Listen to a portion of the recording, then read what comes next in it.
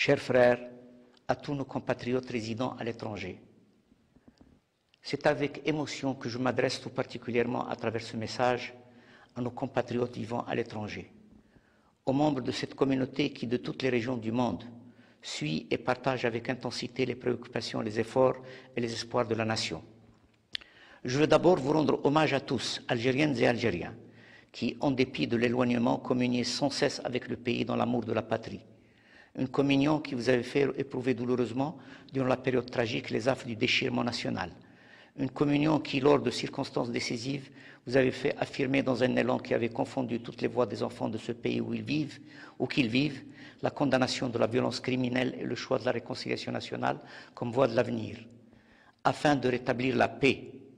afin de refonder le consensus national autour des valeurs de tolérance et d'indépendance nationale, afin de libérer les énergies créatrices de la nation et de les canaliser au profit du développement économique et du progrès social. La nouvelle échéance de la vie nationale qui se présente avec la prochaine élection présidentielle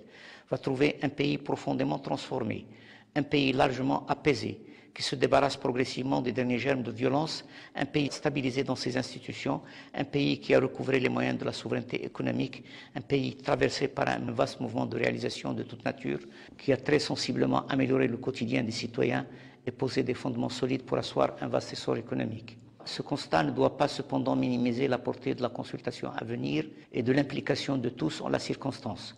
Les résultats enregistrés par notre pays, pour appréciables qu'ils soient, restent fragiles et à consolider, souvent à parfaire et à amplifier. Ils ne constituent en tout état de cause qu'une première étape vers la réalisation de nos ambitions collectives. L'Algérie est de fait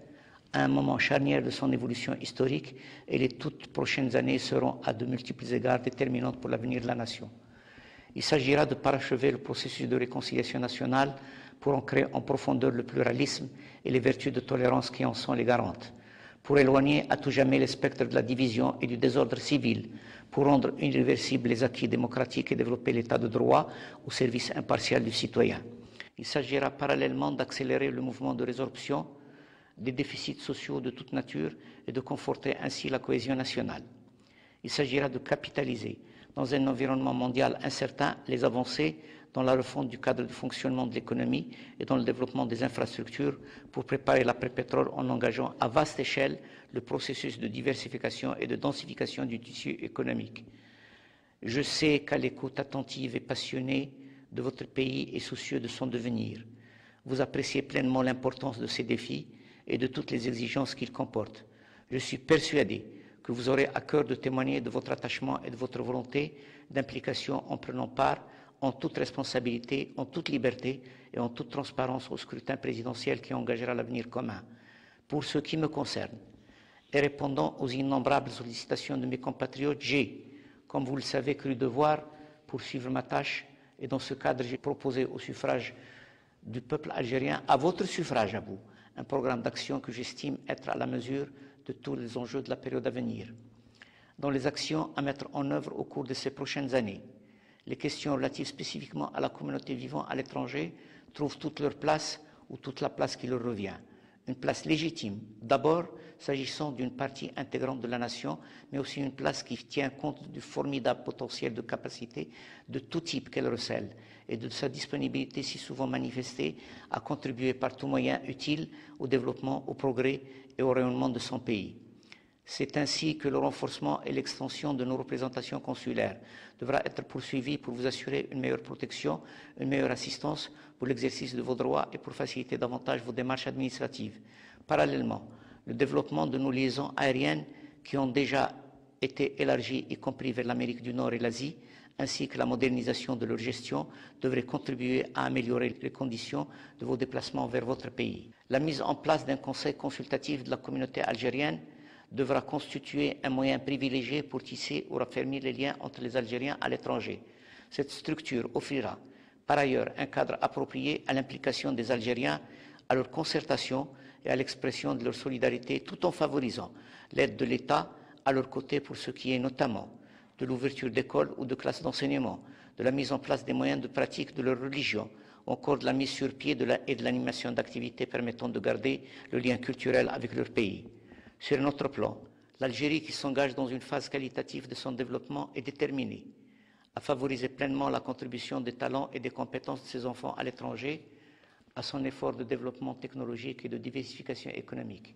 L'élaboration du programme national de recherche scientifique a été le lieu de l'ouverture d'un large débat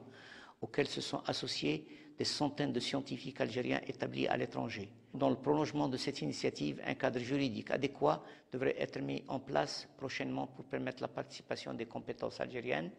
à l'essor technologique du pays via de courts séjours ou à distance, de tâches d'enseignement universitaire, d'encadrement de recherche, de conduite d'études ou de consultations diverses.